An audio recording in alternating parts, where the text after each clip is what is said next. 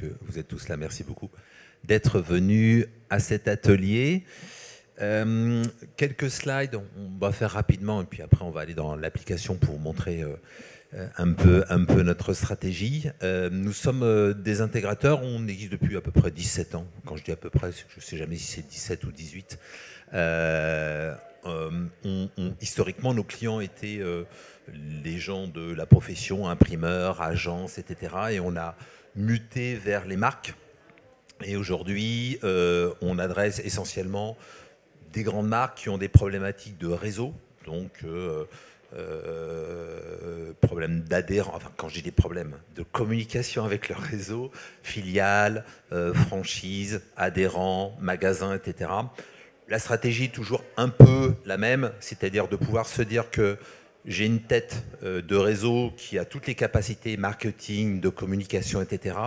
Mais l'envie de pouvoir délocaliser aussi cette production.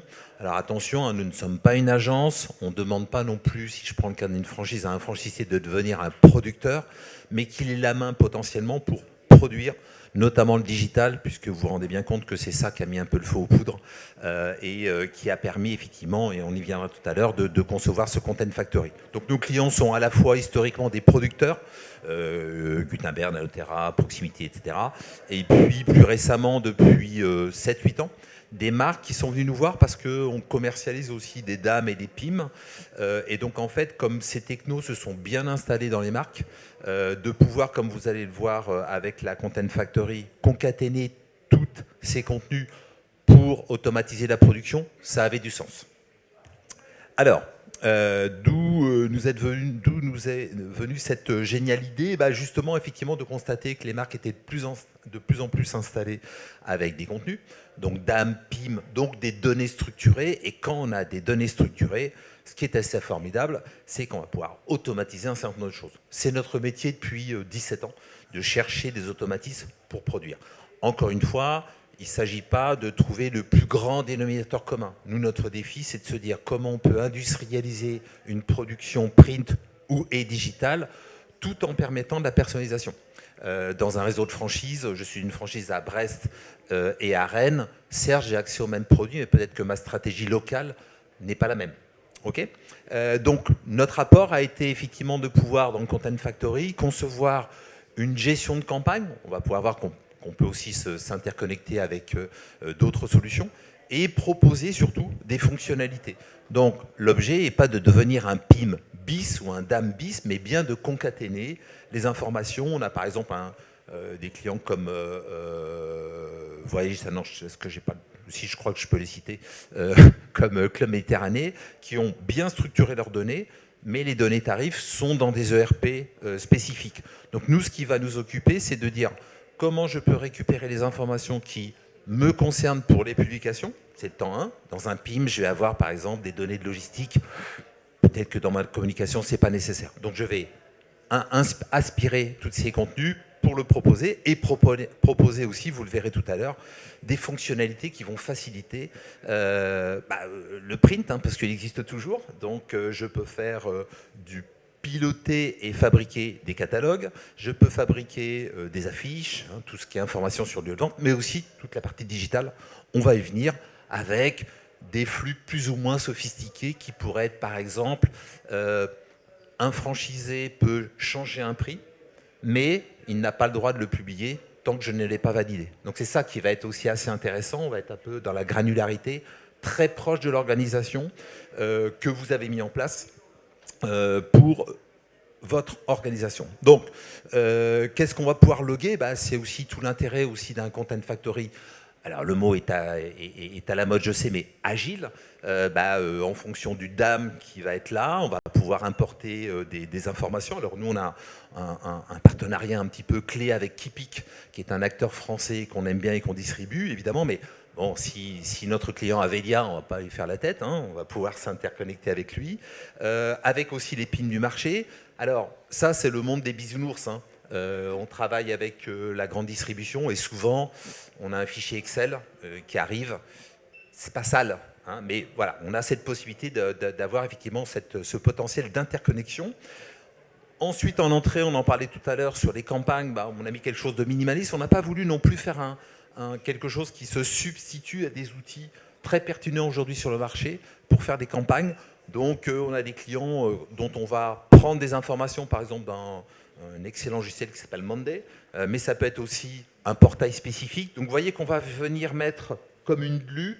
Nous sommes intégrateurs, hein, souvenez-vous. Donc ce que vous allez voir est un produit, mais évidemment qui va pouvoir s'adapter à votre organisation et à votre écosystème sécuritaire, diffusion, etc. etc. On a rajouté aussi alors les canaux classiques digitaux, mais aussi Hootsuite, enfin, entre autres, parce que de plus en plus, on trouve ces séquenceurs de diffusion super intéressants. Et ce qui va être encore d'autant plus intéressant, c'est qu'on ne va pas travailler en aveugle. C'est-à-dire que je vais pouvoir diffuser, récupérer les KPI et le remettre dans le Content Factory. On va voir un exemple tout à l'heure, pour que le marketing s'approprie tout ça. Alors, dans les fonctions innovantes, puisque c'est quand même un peu le but, hein, si je vous montre des choses que vous avez... Bonjour à ceux qui arrivent, bonjour, pardon. Sur la partie catalogue, il y avait un défi. Alors, quand je dis catalogue, que ce soit des grosses publications ou dans le retail des 8-16 pages, c'était effectivement... Alors, il y a une technologie qui est très utilisée qui s'appelle Easy Catalog. Donc là, effectivement, on travaillait un peu en aveugle. Donc, le chef produit disait, je voudrais ces produits sur la page.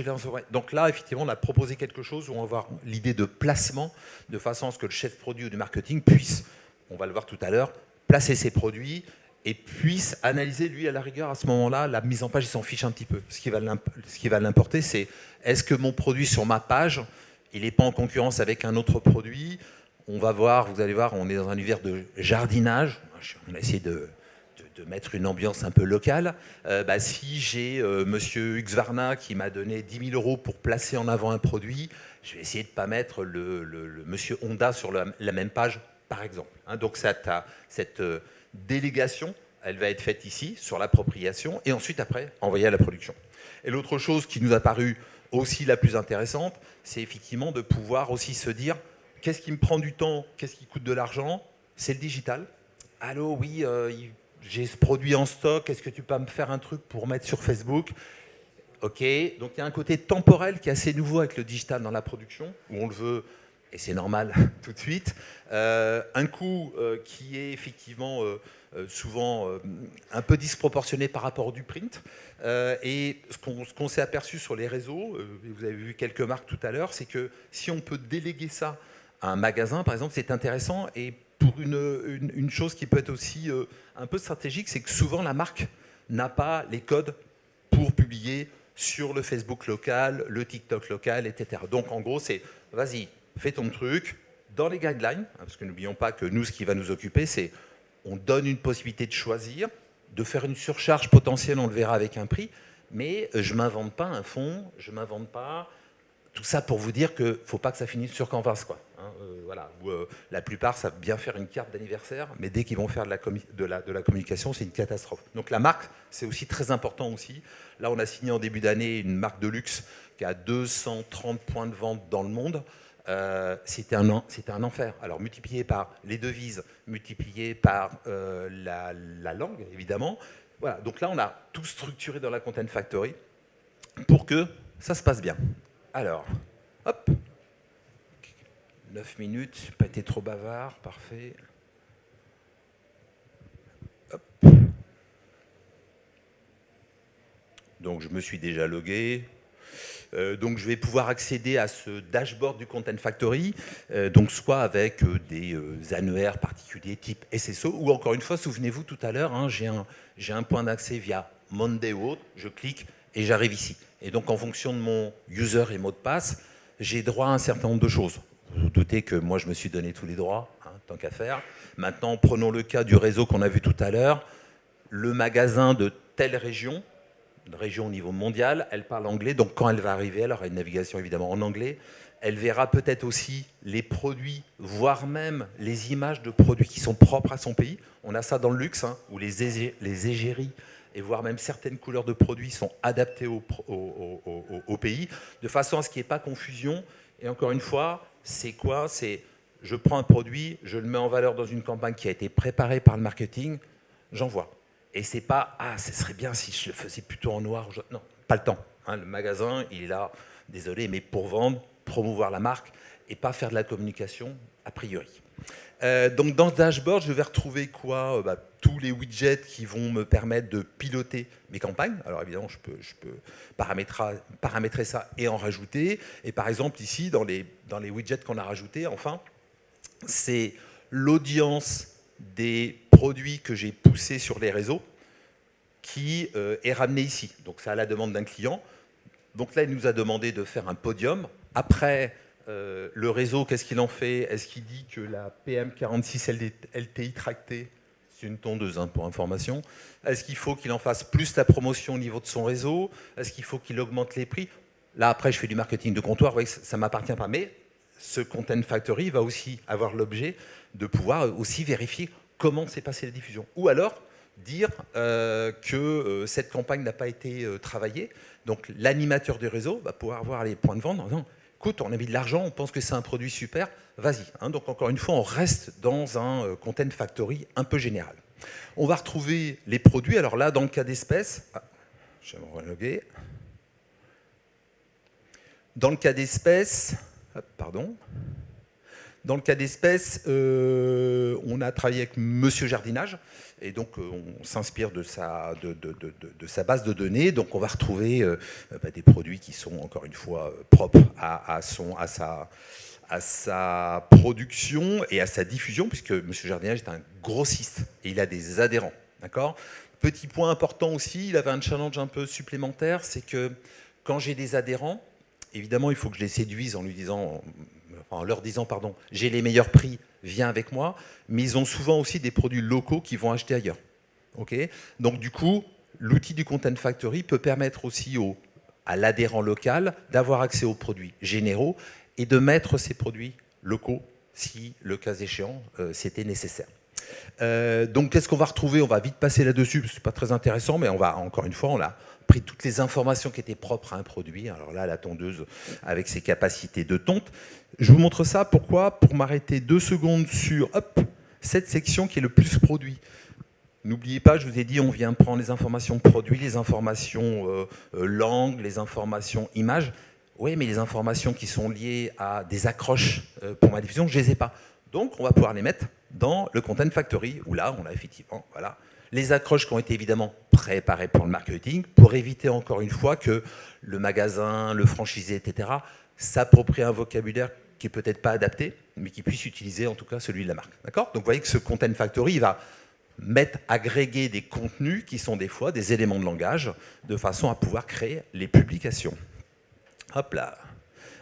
On a une petite médiathèque qui va consister à avoir toutes les photos qui sont liées aux produits que j'ai dans ma base. Je vous l'ai dit aussi, on peut aussi s'interconnecter avec un DAM, l'acronyme de Digital Asset Management, qui pourrait être aussi, avec mon produit, j'ai un numéro de référence, il va voir dans le DAM si l'image est disponible et si elle est exploitable. D'accord ? Donc si par exemple il y a cette notion qu'on trouve dans les DAM d'embargo, je viens de shooter le dernier produit, mais je ne peux pas le montrer parce que j'en ai pas le droit, eh bien au moins je suis sûr que dans le Content Factory, les images qui sont permises sont celles qui sont validées et pas celles qui sont confidentielles et qui sont dans le conteneur du DAM. Alors, on va arriver dans le vif du sujet, c'est-à-dire les campagnes. Alors, ce que je vous propose, on va le faire en deux points. Je vais vous montrer quelques points pour vous montrer la philosophie, et après, on va aller dans une campagne déjà faite, parce qu'on n'a pas beaucoup de temps, et puis je voudrais qu'on se laisse le temps un petit peu d'échanger. Donc, pour faire une nouvelle campagne, c'est assez simple. Je lui donne un nom. Désolé, ce n'est pas très original. Une description. Encore une fois, ces éléments auraient pu être préparés. Je suis un peu lourd là-dessus, mais c'est important. Avec votre gestionnaire de projet, ERP, etc., qui est en amont, le cas échéant. Et nous, ce qui va nous intéresser ici, dans la conception de la campagne, c'est de choisir des types de déclinaison au sens production. C'est-à-dire, ma campagne, est-ce que je fais une affiche ou est une information sur le lieu de vente ou est une application, des diffusions digitales, c'est là que je vais mettre tous ces paramètres. D'accord ? Donc, dans le catalogue semi-assisté, c'est ce que je vous ai dit tout à l'heure. Alors, tout ce vocabulaire est adapté. D'ailleurs, campagne, ça peut être opération également. Catalogue semi-assisté, on va voir les fonctionnalités. Elles ont pour but de préparer un catalogue multipage, d'y associer des produits et ensuite de l'envoyer à un producteur en interne ou en externe qui a Easy Catalogue, hein, et qui va fabriquer le catalogue avec ses paginations.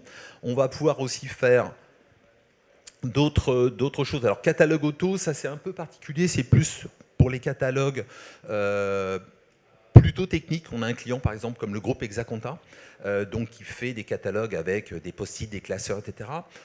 Donc, c'est pas très glamour, hein, on va pas se voiler la face. Donc, la mise en page est très organisée. Donc là, on va pouvoir aussi préparer tout ça dans le Content Factory, lancer la production et envoyer ça avec, en l'occurrence pour notre client Hexaconta, on a mis AnyZync Server.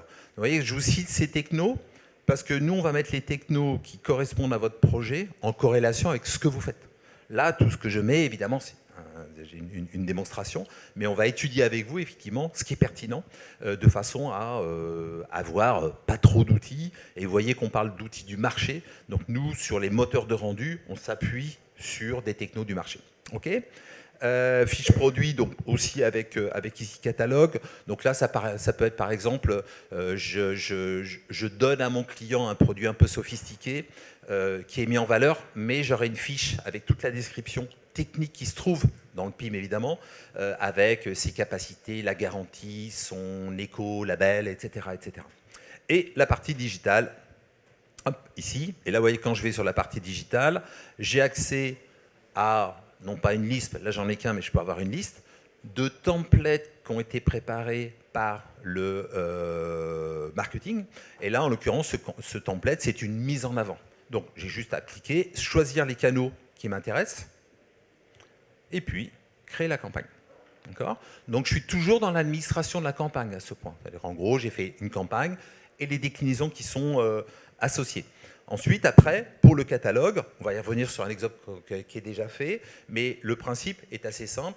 Je vais pouvoir faire un nombre de pages, de 2 si c'est un catalogue, jusqu'à 850 ou 1000 si vous le voulez. On va associer des gabarits de placement, c'est-à-dire combien de produits je veux par page. Prenez des cas de grande distribution, on travaille avec des gens comme Leclerc, où effectivement on a toujours cette séquence, est-ce que j'ai 2 produits par page, 3 produits, 4, 5 produits, est-ce que j'ai de la pub, etc., etc. Donc je vais donner les ordres des séquences pour que ça soit produit. Et puis sur le digital, je vais tout simplement pouvoir ajouter ici des produits. Alors je vais aller dans une vue démo. Là je choisis ce formidable robot de tonte. Et à partir de ce moment-là, voilà, il est en attente. J'ai, souvenez-vous, juste avant, sélectionné les canaux qui vont permettre de créer de la diffusion. Et là, il va les produire automatiquement. Alors automatiquement, ça veut dire quoi sur le digital? Parce qu'on peut faire aussi des monstruosités. On s'appuie sur un moteur de composition, pour le coup, là, qui s'appelle Chili Publish. Okay, Chili Publish, c'est quoi? Je vais créer un template dans cet outil. Je vais même pouvoir importer d'ailleurs à partir de InDesign ou Photoshop. Hein. Donc voilà, je conserve la feuille de style, la feuille de caractères, toutes les caractéristiques de ma page. Et tous les éléments qui sont variables, texte, logo, icône, blablabla, je vais les scénariser. Pourquoi je vais les scénariser? Parce que quand je vais demander un 30 pixels par 280 pixels et juste après un Insta et puis un 300 par 300, j'ai évidemment une variation physique de mon annonce digitale, mais qu'est-ce que je fais des contenus qui sont à l'intérieur? Donc, est-ce que j'anamorphose, et là je fais des choses monstrueuses, ou alors, est-ce que je scénarise en disant, quand j'ai tel ou tel format, voilà les règles. Par exemple, mon logo doit toujours être visible à 100% à 2 cm à 20 pixels du bord dans toutes les annonces. Est-ce que mon image que je vais par exemple réduire parce que j'arrive dans une annonce qui est très petite, est-ce que je ne fais pas un point d'intérêt?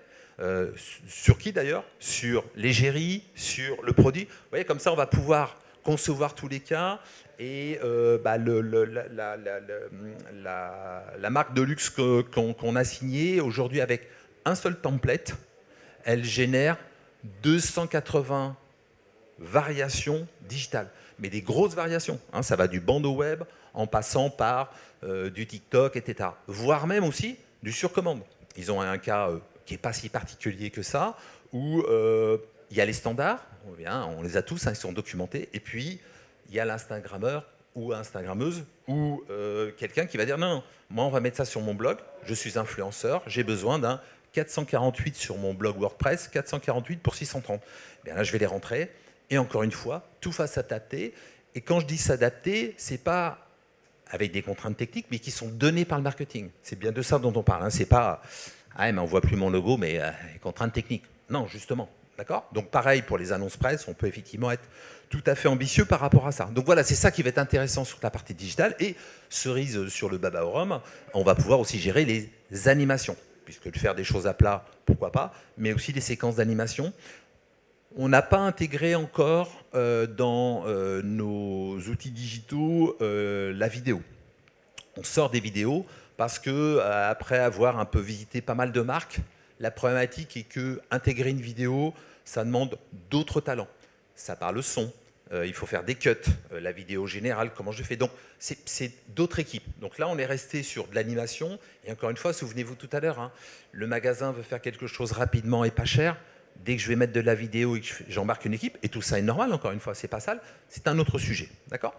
Alors, ce que je vous propose, c'est qu'on retourne hop, sur les campagnes que j'ai déjà fait. Hop, la campagne tondeuse, donc celle-ci comportait un catalogue semi-automatisé. Donc finalement, celui-ci va se composer de plusieurs pages. D'accord ? Et là, le but du jeu, c'est quoi ? C'est que quand je veux ajouter une page, je vais choisir le nombre de produits que je veux dans cette page. Alors j'ai des gabarits qui sont prêts, alors je peux en avoir autant que je veux, et aussi originaux soient-ils. Si je prends 5, par exemple, vous voyez que là, c'est moi qui l'ai dessiné, je peux faire ce que je veux. D'accord ? On a comme client, par exemple, Jiffy. Des fois, ils ont des choses un peu exotiques, où finalement, ils vont proposer un avantage carte qui va être dans un coin, un service. Donc là, on va être tout à fait malléable. Ça, encore une fois, ça va permettre à la mise en page semi-automatisée de s'organiser. D'accord ? Donc, je crée ma page. J'ai appuyé sur le bon bouton, je vais aller dans la page. Ah, j'en avais fait d'autres, tiens. Ici, je vais assigner à ma page le produit. Alors, désolé, vous voyez toujours des tondeuses, hein, pas très glamour, mais bon, voilà, d'actualité. Voilà. Ici, la convention d'affichage, elle est assez simple. Elle va consister à dire, moi, dans mon placement de produit, je veux voir la photo et je veux voir la référence. Et tout ce qui m'intéresse. Qu'il y ait un fond vert, que ça soit la police, machin truc, je m'en fiche. En revanche, évidemment, quand je vais faire mon export, je vais avoir ici toute la colonne, tous les CSV, tout ce que je vais exporter pour qu'on tienne compte, évidemment, vous recevez dans vos boîtes aux lettres, peut-être un peu moins maintenant, mais des publicités où j'ai l'image mise en avant ou près, d'ailleurs. Hein. Donc ici, par exemple, je peux avoir une surcharge où je vais mettre mise en avant, enregistrée. Il y a un petit cadre rouge pour me donner une indication, mais qu'est-ce qui va être intéressant, c'est que quand je vais l'envoyer pour la mise en page automatique, ça, c'est une information qui, automatiquement, va mettre un gabarit spécifique, une feuille de site spécifique pour ce produit de mise en avant. Donc, vous voyez que là, on est typiquement dans une gestion assez classique de produits. On peut changer comme ça la séquence des pages. Je ne fais pas de la mise en page automatique. Hein. Ce n'est pas une design pour les nuls. Là, on a, je pense, assez bien résolu la différence qu'il y avait où je t'envoie un fichier Excel et puis après, je te rappelle. Et puis on en reparle. Donc là, on va donner un maximum d'indications. On a aussi, évidemment, les informations où il me manque des champs, mais c'est normal. Hein, si on commençait un catalogue avec toutes les informations bonnes, ça se saurait. Donc ça veut dire que je peux commencer ma production graphique et au fur et à mesure que les informations vont arriver, à vos souhaits, je vais pouvoir compléter mon catalogue. Voire même avoir un flux qui dit « je ne peux pas exporter les données parce que je n'ai pas toutes les informations ». Donc là, encore une fois, hein, c'est vous qui gérez tout ça. Alors, on a vu le catalogue. Qu'est-ce qu'il y a d'autre ? On a vu des affichages chemin de fer, évidemment, si on trouve que c'est plus pratique. Et on va aller sur la partie digitale.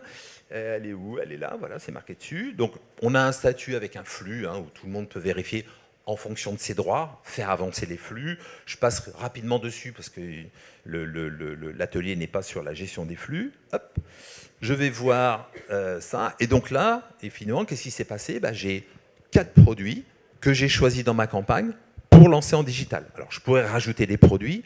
Ça pourrait être des produits qui sont, par exemple, issus du catalogue. Ça veut dire que, reprenons mon schéma tout à l'heure du magasin. OK, je fais une promotion digitale.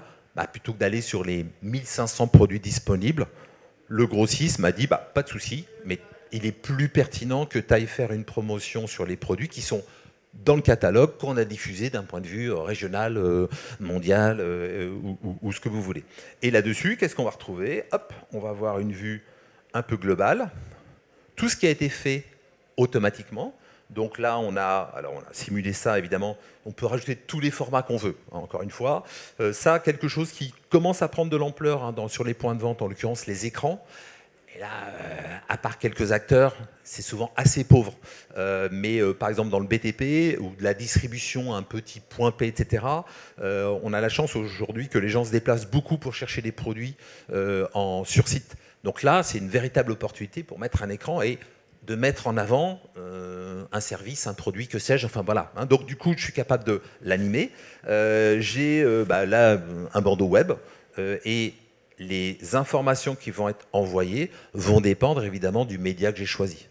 Donc encore une fois, si je vous montre ici, hop, c'est celui-ci, la surcharge des valeurs. Voilà. Là, j'ai des surcharges où je vais pouvoir choisir.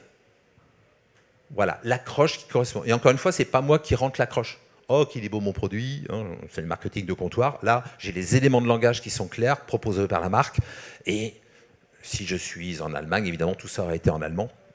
Je peux changer le prix. Et ce qui va être intéressant dans le prix, je n'ai pas aussi besoin de me préoccuper du template. Ça veut dire que si la marque, sa consigne de mise en page, c'est si c'est un prix remisé, alors on affiche le prix public, on le barre, et on met un picto en dessous pour dire prix, j'ai pas besoin de me préoccuper, ça le fera automatiquement. Vous voyez, c'est mon fameux concept de gabarit intelligent qui va prendre en compte, on l'a vu tout à l'heure, la pertinence de scénariser les contenus dans le contenant, mais aussi les cas qui sont que voilà, je fais un affichage de façon à ce que tout le monde puisse avoir une coordination visuelle, parce que la marque y a mis beaucoup d'argent, parce que les agences ont fait beaucoup d'efforts là-dessus, donc il faut retrouver ça. Et encore une fois, à la fin, c'est un acteur local qui va pouvoir faire du digital, ou une animation sur le lieu de vente, ou une publicité, qui va pouvoir le faire très simplement. Et encore une fois, hein, si j'en ai le droit, hein, là je peux évidemment choisir ma campagne.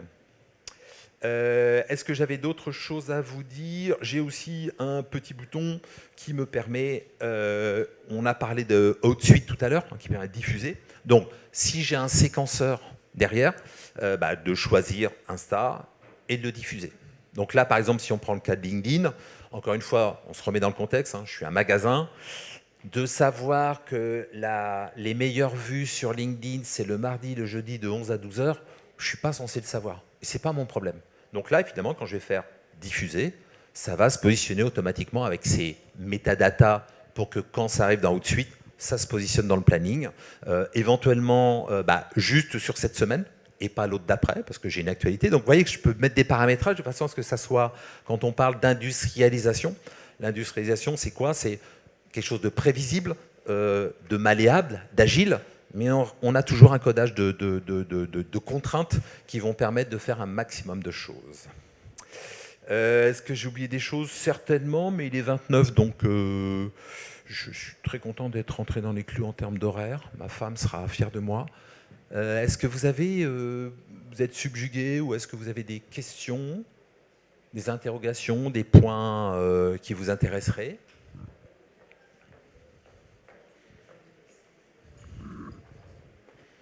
Tout était clair pour vous? Super. N'hésitez pas à passer, si vous avez besoin de continuer, sur notre stand. Hein. Donc, de toute façon, vous êtes référencé maintenant, on ne va pas vous lâcher. Mais blague à part, voilà, tout à fait simplement. Si vous voulez parler de projet, d'un cas particulier, puisqu'on a tous des cas particuliers, hein, c'est le but du jeu, avec plaisir d'échanger avec vous.